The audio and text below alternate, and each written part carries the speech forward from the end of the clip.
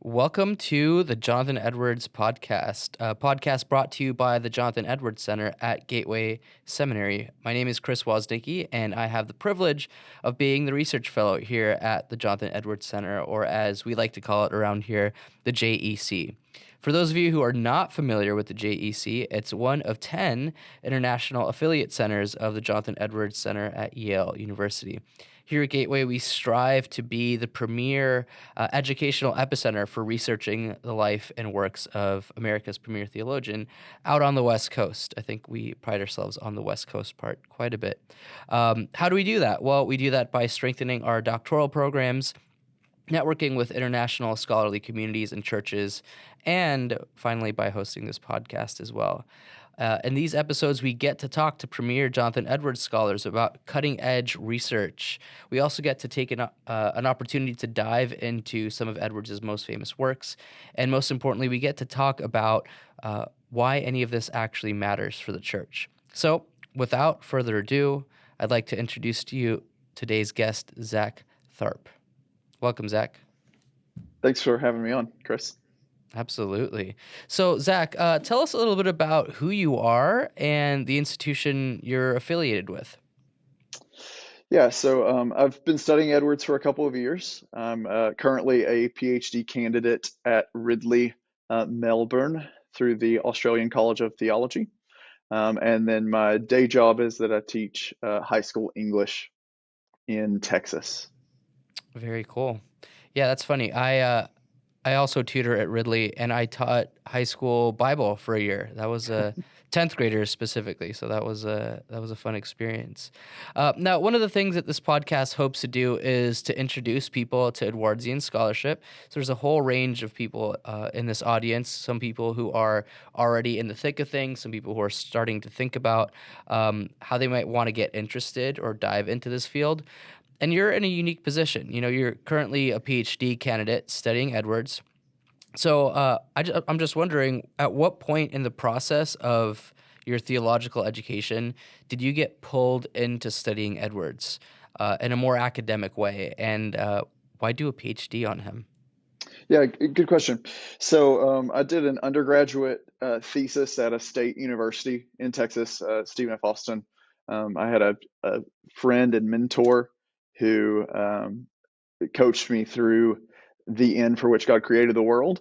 And that was kind of getting my feet wet, kind of diving headfirst into Edwardian studies.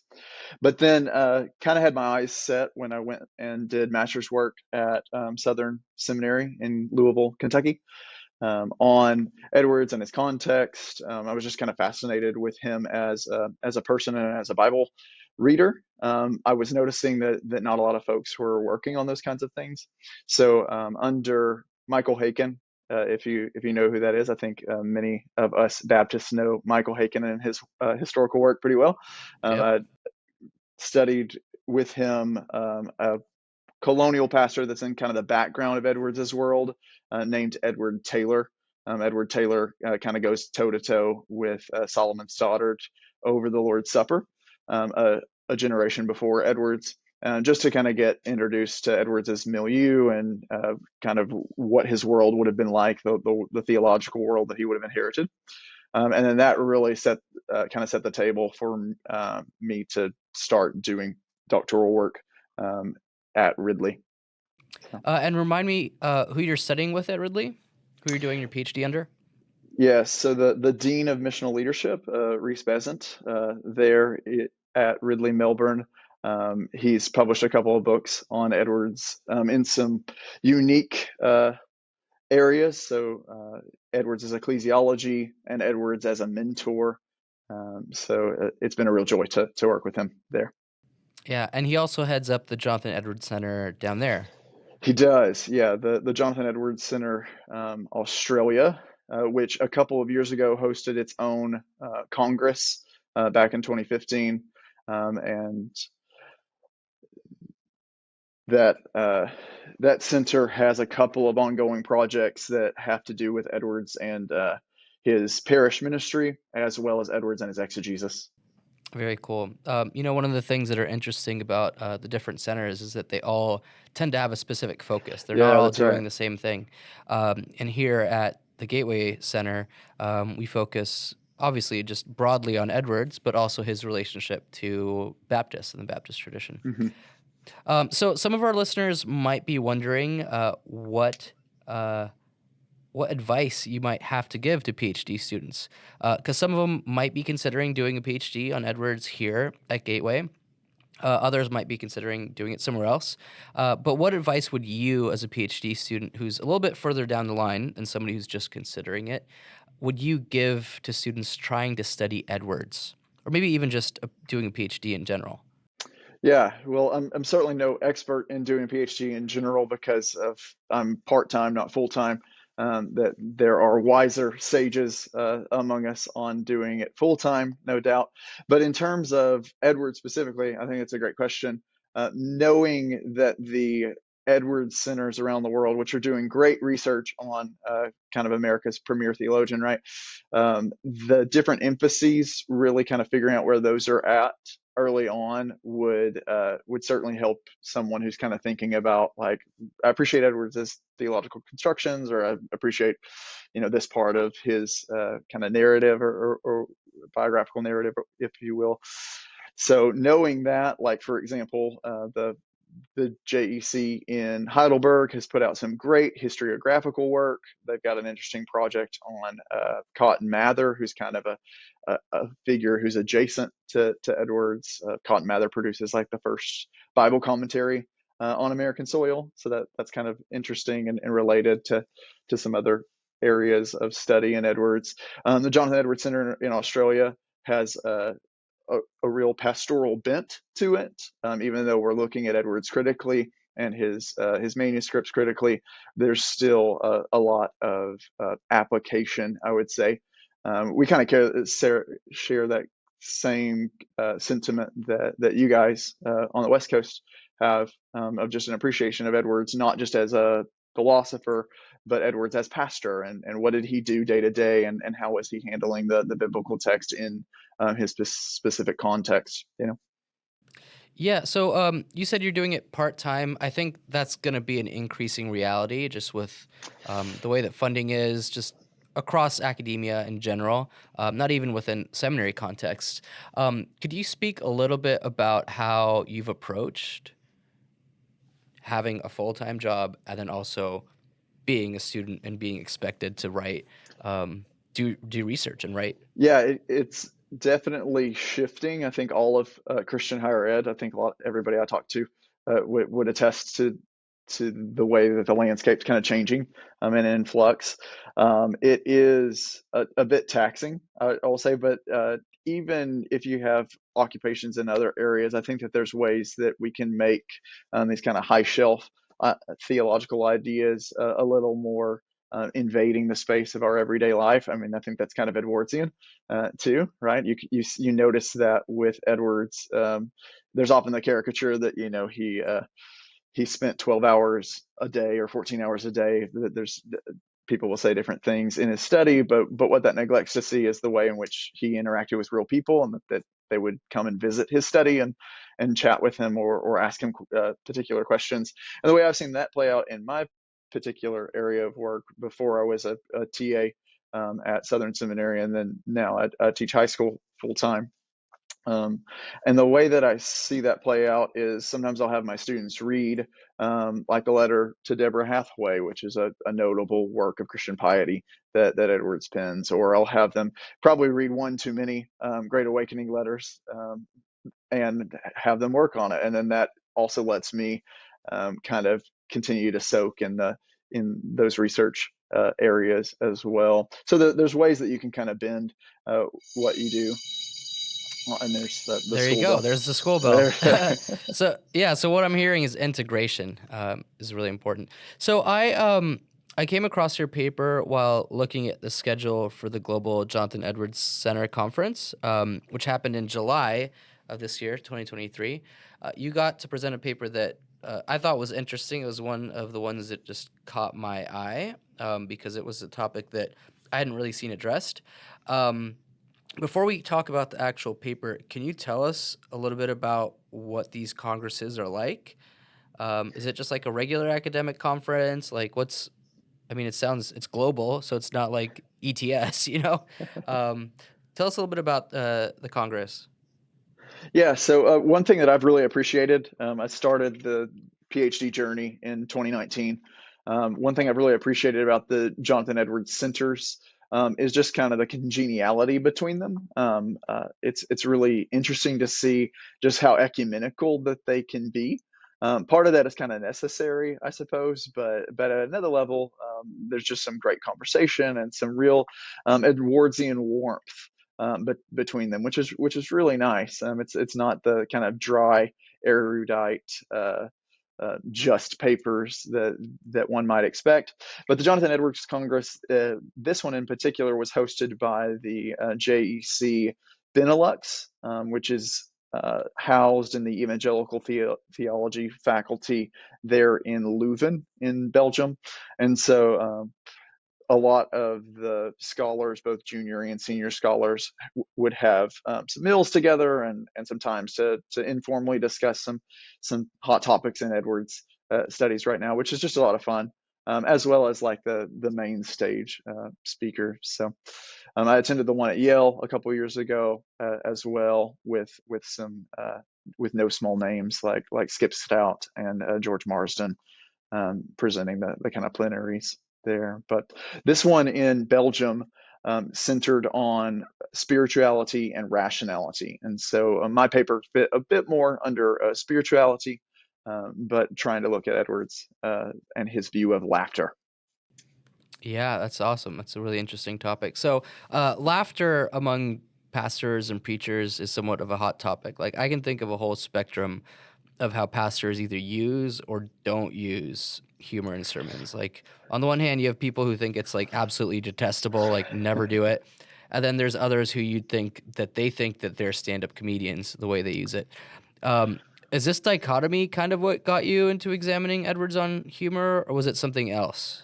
It was something else. So I have a friend named Greg Trickett, who is a philosopher and was a friend of someone who did some work in analytic theology. So that there's a little bit of crossover there. But he hosted our local conference, which initially kind of piqued my interest for this particular area of Edwards's life. So he hosted a local conference here in Weatherford, Texas at the community college, and it was a conference on kind of philosophy and laughter, or philosophy and humor. And so that I began to ask questions about, well, what did Edwards actually think about laughter, and was he consistent over his whole life on laughter? And that led me to his resolution on laughter, which evolved into the whole paper. Just follow that rabbit trail. So your paper, it was titled "With an Airiness of Lightness and Humor, Jonathan Edwards on Humor." In it, you note that Edwards does some interesting exegetical work on laughter. Um, so my question is, how does laughter fit into his historical redemptive exegesis? Yeah, and so this particular paper I was writing, kind of chasing down this idea, and it ties indirectly to my overall project, my overall dissertation. I'm looking at kind of Edwards's sermons on John, and what's governing his exegesis of the fourth gospel. But particularly, I've had an eye towards exegesis, but I began to notice that there was this kind of dichotomy between the way in which Edwards conceives of laughter in his own spiritual walk and as he advises people, and then what he is drawing from the biblical data and the way that laughter usually tracks pretty negatively. So he will, in his notes on scripture, which is a really early text or manuscript that Edwards creates, he looks at Genesis, and he's looking at a particular portion of Genesis that he's going to interpret the name of Isaac kind of typologically, and he's going to, in that entry, um, say some surprising things about laughter. There's other portions of his corpus where he'll use um, the wisdom literature um, to speak of laughter. So, in parts, when it comes to Edwards, kind of as an exegete, which is often kind of forgotten in scholarship, right? Um, Edwards is getting categories for laughter from the biblical text itself, but particularly on the note that he enters there on Genesis 18, he goes on and on, as he does often in these entries, kind of parsing out the meaning of Isaac's name. And then he begins to see just kind of this tracing of all of redemption history connected in the way that Isaac prefigures Christ. So, especially as with the biblical material, I kind of mentioned that it tracks kind of negatively, right? Most of the time, it leads Edwards to thinking about the foolishness and the way in which fools laugh. He's pulling that um, from the wisdom literature, but elsewhere, he also will point that out. So in Genesis 18, he talks about how Isaac, whose name means laughter, was conceived about the same time that Sodom is destroyed, and so he takes that kind of as a key, that the destruction of people that are contra God, um, they're often filled with laughter, and he even pulls that explicitly from Psalm 126:1. But he traces it through the way that God's enemies have been destroyed there in Genesis, and the way that the ancient Egyptians are destroyed at the Red Sea, and then he traces it through Babylon, and then even beyond the biblical data in the Roman Empire and into the days of Constantine. So he's got some places that modern Bible interpreters probably would not go with Isaac's name, but overall, laughter features, especially in that note, um, as an association with those that are outside of God. He associates the wicked are filled with laughter, the enemies of God are filled with laughter, and ultimately he's going to apply that to the Antichrist. Hmm. Um, Maybe the answer is no, because that's not the focus of your paper or the research. But do you know if there's any sort of like contemporary biblical theology of laughter? If anybody's written like an article or like a monograph on it? Because it seems like a thread that would be interesting to just follow throughout Scripture, because Yeah, it's yeah. all over the place. It it is. It's one of those things that it's similar to maybe like trees, and other kind of images that are used again and again in scripture, especially when you think about some texts that get really applicable quite quickly, like the Proverbs or the Psalter. I don't know of any biblical theological texts that talk about it, but I surely would be interested to read one. Yeah, Yeah. somebody needs to write it up. So he looks at laughter from an exegetical perspective. But laughter also plays an interesting role in Edwards's experience of the Great Awakening. You know, there's stories of people just bursting into laughter during some of these Mhm. meetings. He wrote to some converts about laughter. Can you shed a little bit of light on the complicated place of laughter in Edwards's understanding of revivals, and maybe why someone would even think that it's complicated? Yeah. So Edwards uses laughter all over his corpus, but many, especially students of the Great Awakening or the Evangelical Revival, would be right to kind of jump to where this has a place in the kind of extremities of the revivals. Edwards uses laughter 98 times overall in his corpus, and they're spread out. Sometimes they key towards texts, and you can search these on your own. Any student that wants to can look these up with the works of Jonathan Edwards online and the search function there that's provided by Yale. But Ecclesiastes 2:2 comes up a couple of times. Proverbs 14:13 comes up. Ecclesiastes 7:6. But then in Edwards's experience, it's not as though he's like addressing a particular outburst, quoting chapter and verse, right? Instead, usually what he's seeing is amidst all of the um, extreme parts of the revivals, a lot of times this expressive emotion um, means for Edwards a mark of true joy. So part of what he'll talk about in A Faithful Narrative, which is an earlier one, which he kind of addresses some of the ways in which he might have overspoke later on. But when he's recounting what kind of becomes a paradigmatic account of revival, he'll say that of those that are experiencing a work of God, their joyful surprise has caught their hearts as it was to leap, so that they've been ready to break forth into laughter, tears often at the same time issuing like a flood and intermingling a loud weeping.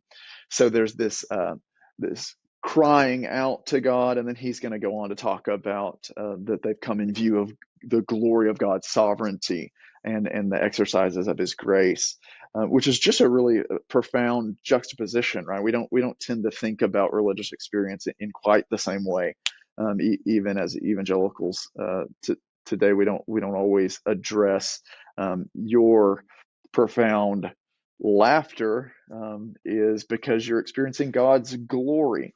But for Edwards in his particular milieu, as the revivals begin to take off in the 1730s and then really burst on the scene in the 1740s, laughter tracks for him in a way that really usually kind of connotes joy. That's what I see in his writings on the revival. Most of the time, they're conveying the kind of it might be a false sign, but it could in fact confirm the conversions that are happening. Some that are quite surprising. Yeah, that's great. So there's the exegetical piece, the revival piece. There's also a little bit on Edward's personal and personality when it comes to laughter. There was this interesting quote. Um, it was a really interesting quote by his daughter where I'll just read part of it. So she says, "You all sit in the middle room. Father, Jonathan Edwards, Father has a talk, and Mr. Burr has a laugh. Mr. Prince gets room to stick in a word once in a while. The rest of you sit and see and hear and make observations to yourself." And she kind of goes on to describe this situation, which, I mean, a lot of people probably wouldn't think of Edwards talking and then somebody laughing in response. Um, as you've been doing research on Edwards, maybe even just for this project, what are some of the stereotypes that you found were sort of dispelled? Because there's a very stereotypical picture of Edwards and the way that he preaches. Um, how are some of those stereotypes dispelled by your study? Yeah, and that was really what was fun about this paper, was asking the question. So early in his life, right, Edwards writes a set of resolutions, one of which is that he's never going to laugh on the Lord's Day. That was kind of the crux of the question that started this paper for me. Was I was trying to see Edwards not just as the theologian with a bunch of ideas, kind of a stick figure in the past that is just, it's almost Gnostic, right? Just these ideas floating around in the past, but trying to see him as somebody who grew over time and changed, and even in certain ways hardens, right, as he's dealing with a lot of criticism for his defense of certain ministers in the Great Awakening, opposed certainly by certain factions, and then really at the end of the 1750s is fired by his church. You see Edwards change and morph over time. So I'm trying to figure out why did he think that he needed to have a resolution, and I don't have a great answer to that, to be honest, Chris. Why did he think that he didn't need to laugh on the Lord's Day? Was it something in his personality? That's where I would tend to go, is that I think something in his personality would be given to, maybe he saw himself as too unserious, and so he needed to resolve, no, on the Lord's Day I'm going to be serious. I'm going to be about diligent study and diligent preaching, as he pens that in kind of the New York period, or his first short pastorate, which is about 8 months. But Edwards goes on in his life to certainly have company with people, particularly one of his daughters that he's certainly close to, particularly his eventual son-in-law that he hosts. And we have this great line from the diary. So you also have that kind of lens from someone who's an exemplar of female piety in the period, which is that's not that common, right? Given what's out there. But Esther Edwards Burr says that, and I really wish I could find something that said Edwards laughed, but I was not able to find a moment later on in his life. So maybe there's a nugget of truth in the kind of caricature that's out there. But clearly, Edwards's true social dynamic is complex, because he hosts people that certainly like to have a lighthearted time, and that's seen in a positive light through the eyes of his own daughter and eventual son-in-law as well.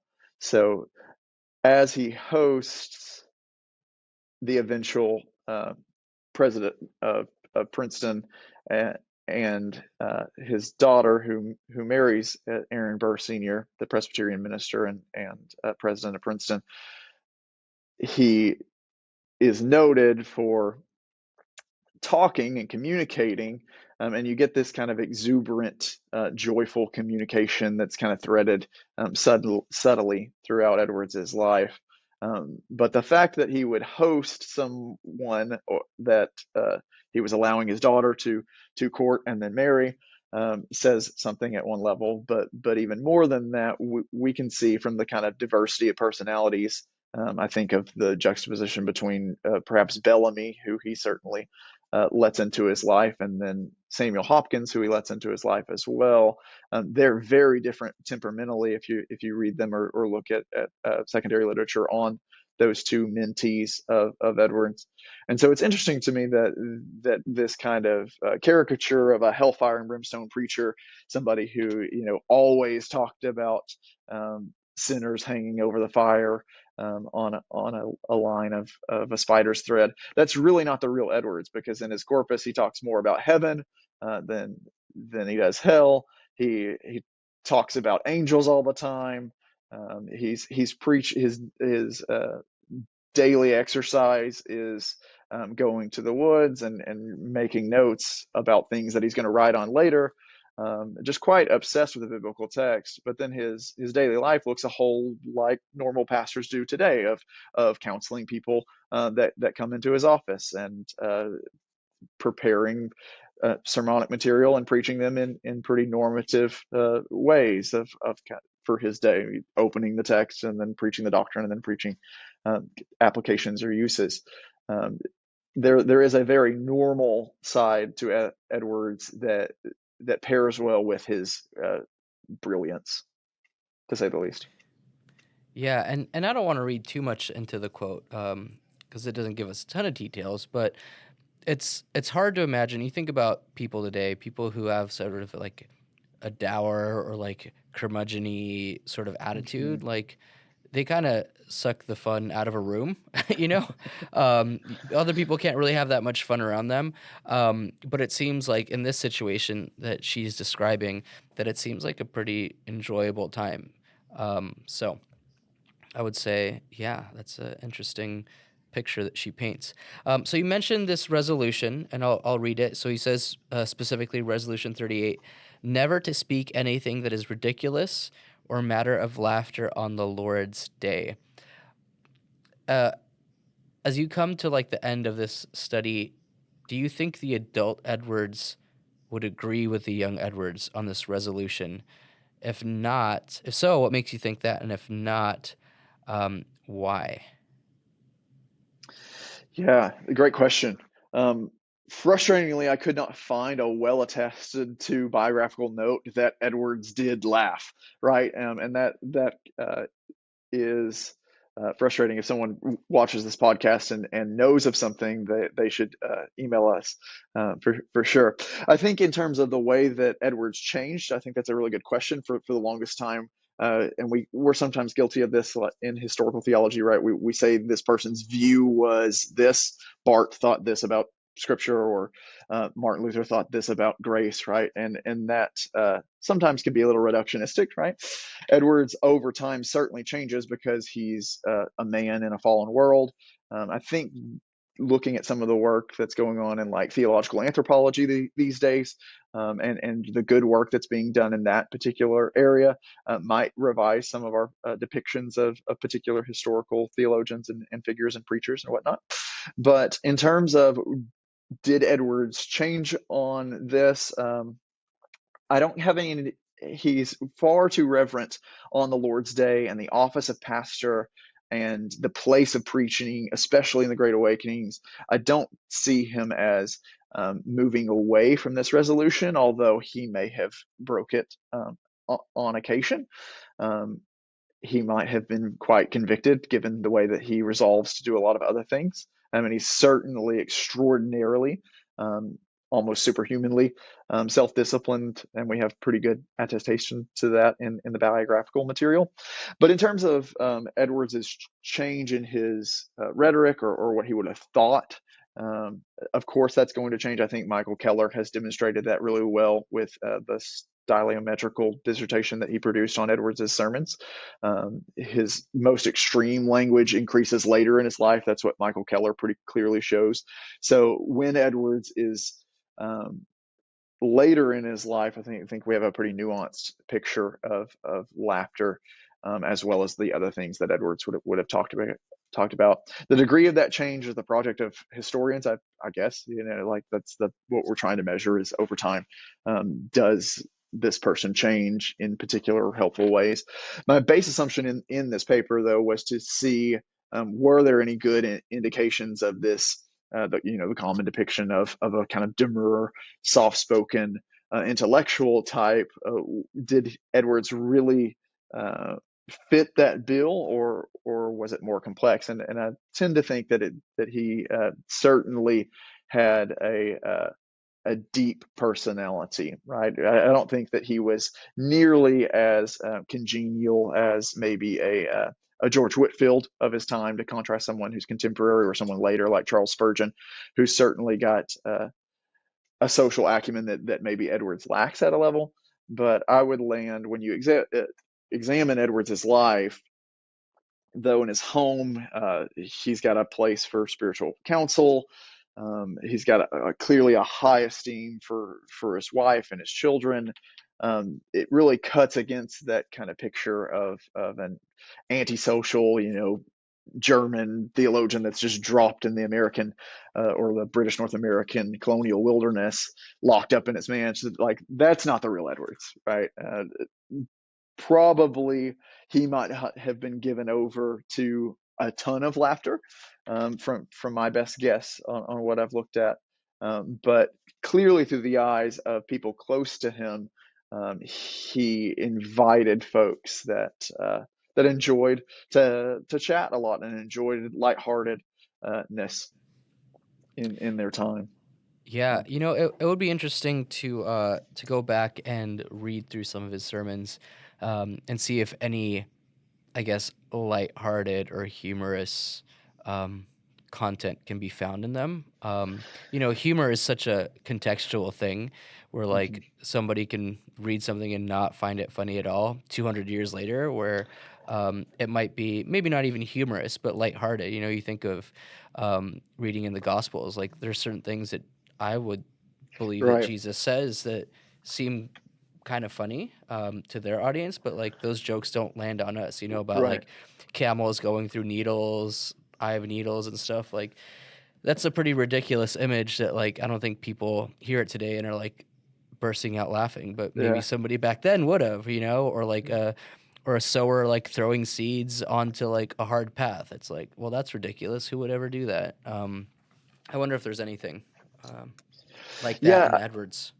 I would imagine you'd be hard pressed to find something just overtly funny in the sermons. And since, I mean, I've looked at every John sermon of Edwards, and they are not funny. They treat the subject with a lot of reverence and appropriate pastoral zeal for the gospel and clarification about the person, the work of Jesus, and things that you would expect. But one thing that you do have to note in terms of Edwards' biography is that he is so well read, right? So in his circle, there's certainly laughable literature that's emerging in his milieu. So after um, William and Mary, and the Glorious Revolution, there's kind of a print explosion, right? And there comes on the scene some satirical writers. What comes to mind is someone like Jonathan Swift and his Modest Proposal, which is not modest, but quite funny. That would have landed right at the same time. And so in London, it would have been published in like 1729 when Edwards is beginning to take the helm in Northampton. And we have, I think volume 26 of the works of Jonathan Edwards highlights his catalog really well. And we know kind of Edwards's reading diet, if you will. So he would have had access to the periodicals of Joseph Addison and Richard Steele, the Whiggish Journal, the Guardian, other kinds of publications. So Edwards certainly has access to things that are humorous, the kind of satire that's emerging in his day. He lent out a copy of a known piece of literature, Pamela, at that time. So Edwards' well versedness in other areas that are not overtly theological do kind of color in for us that he certainly would have been aware of other parish ministers if they were cracking jokes in the pulpit. He would have been aware of the same kind of source material that was coming through their newspapers. Yeah. So speaking of the pulpit, this podcast has a wide audience of Edwards scholars, but also students and pastors. After all, we are Gateway Seminary. So we like to think through ministry implications on this podcast. In your opinion, what does Edwards' understanding of laughter have to offer to the church? Yeah, that's a great question. Well, whether Edwards loved to laugh is not quite clear, for he certainly suggests some reservations in particular contexts, but he undoubtedly surrounds himself with people who enjoyed such expression at different points in his life. So in terms of how this affects the pulpit and ministry, one, I think we have to look at the first kind of things that we talked about in our conversation about Edwards is just diehard love for the biblical text. I mean, he's drawing out. We can't really maybe model our own hermeneutics after his model. He gets to some pretty quirky and innovative places, no doubt. But the fact that Edwards just fixates on the biblical text and does clearly study it in depth and uses all the tools that he has available in his time. They show us just the place of Scripture in the life of the church. And I think that that's something that the church today doesn't need to forget. Whether you're a pastor or a lay person, the centrality, the kind of biblicism that marks evangelicals is there for a reason. But Edwards himself, I mean, you cut him anywhere, right? And he bleeds bibline pretty much. So there's a lot of areas where we can read Edwards helpfully and some not so much. But in terms of the other kinds of things that I looked in this particular paper, where I looked at Edwards' correspondence with his friends, there's one really helpful. And if anyone asks, like, what's the most helpful kind of devotional work of Edwards that's benefited me the most, what stands out to me is his advice to young converts, which is there's a nearby parish that doesn't have a minister. And Edwards comes in one day and he pens a 19-paragraph letter to this young girl who asked for spiritual advice. And within that, he talks about not treating religion with an air of lightness and laughter, right? He says, take the things of God seriously. And so it just shows how, especially in ministry, in relationships, where study is important, and if you're somebody who likes me, who likes to study and likes to do research, the necessity of relationships and and opening up just your life, right? I think that that's a very overlooked fact that people came to Edwards's study where he might have been locked away for a long time, delving into the depths of the text. But just as he took time to care for people, like this young girl in a nearby parish that didn't have a pastor, and she was wondering, what do we do? Without a pastor, we're seeing evidences of God's grace in our time, and I want to grow in my faith. Seeing those kinds of areas in our own ministries and own lives where we can offer up what God is showing us in Scripture, and offer up insights from even detailed areas of study, to where we can really make that palpable and applicable to people. To stir people's joy for God, I think is pretty Edwardsian, and something that I hope to emulate in my own life as well. We often get the picture with Edwards, it's so eclipsed because we see him as a Reformed theologian or we see him as a philosopher, but there's a very human side to Edwards, and I think that has application for life and for ministry. Yeah, yeah, absolutely. So there's a lot of great things there that we definitely would want to emulate. Um, but as you've been studying him, have you come across any like points of tensions or concepts where he just misses the mark? I know we could just talk about that in general, but specifically either his like exegetical methods or something about laughter, because obviously you want to treat people in the past charitably, but not Mm-hmm. uncritically. Um, yeah, does he just miss the mark somewhere with his exegesis, whether of laughter or the way he approaches it or exegesis in general? Yeah, so I mean, I think there's lots. To be brief, though, I mean, we don't ever want to be guilty of what C.S. Lewis calls chronological snobbery. That's what comes to mind, right?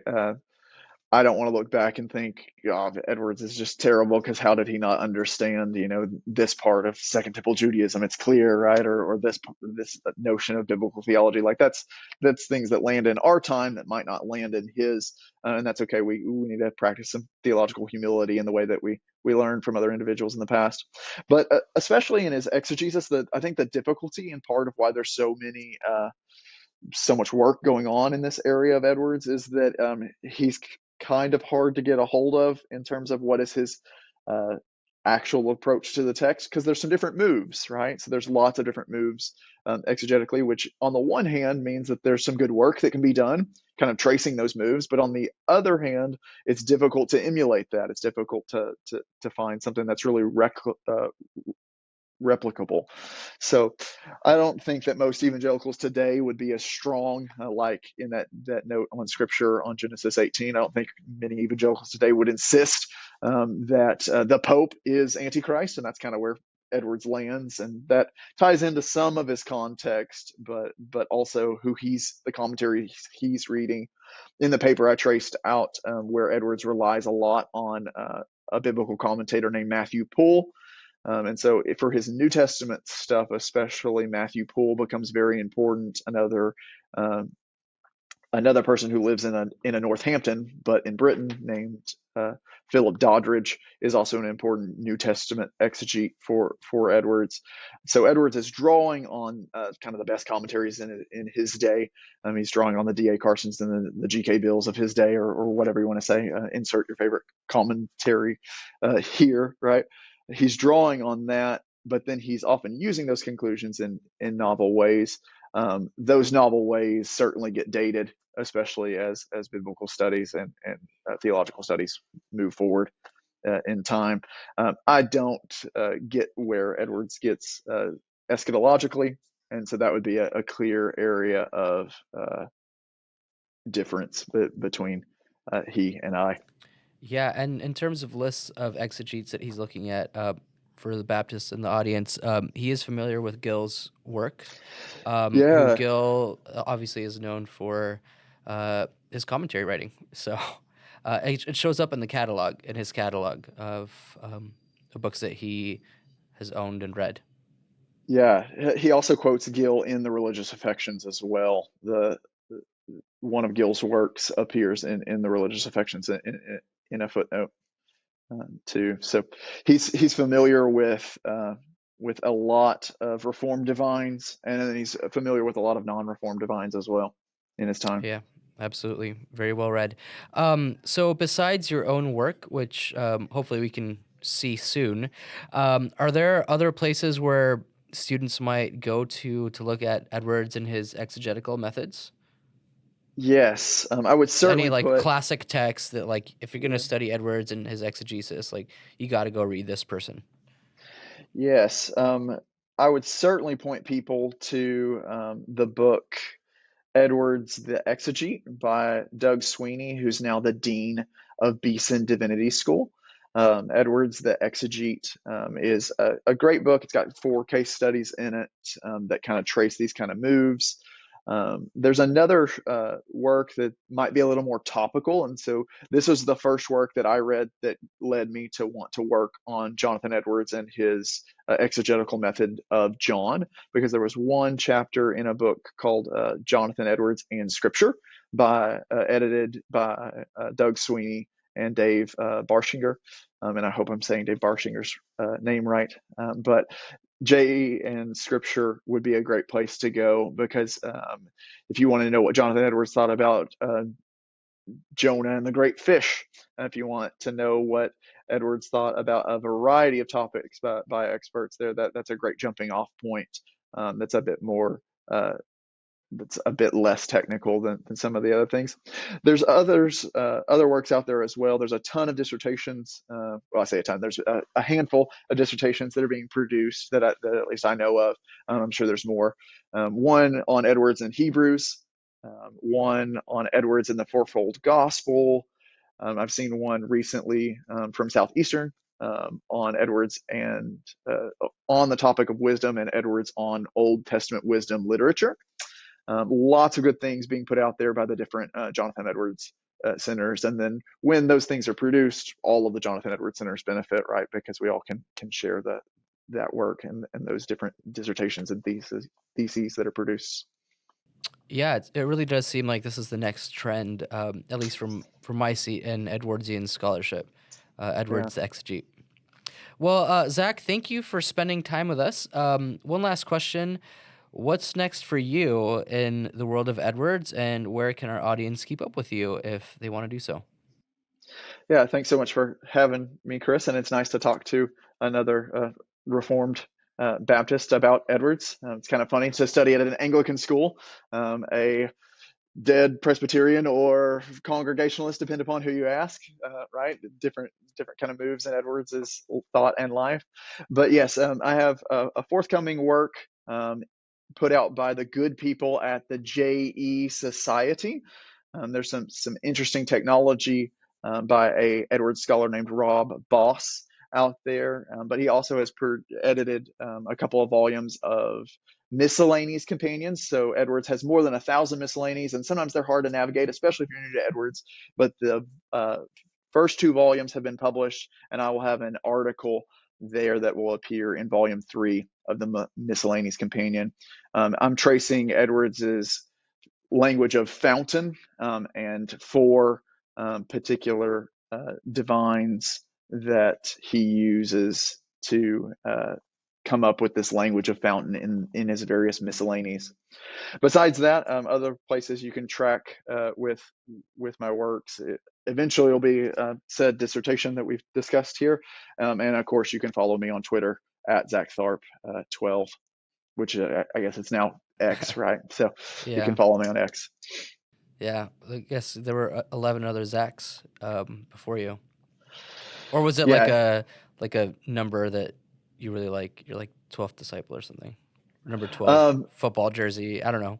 no, it's What's way a lamer 12? than that. It's way lamer than that. It's probably the year I got on Twitter, which was like my Oh, senior year of yeah, high yeah. school. So There you go. to bear my green around the gills ness That's so there. funny. Yeah, Yeah. it's 2012, or tweets for the end of the world, whatever you want to say. Yeah. Yeah. There's a lot of email addresses that I'm sure as adults people are regretting that they made when they were in high school.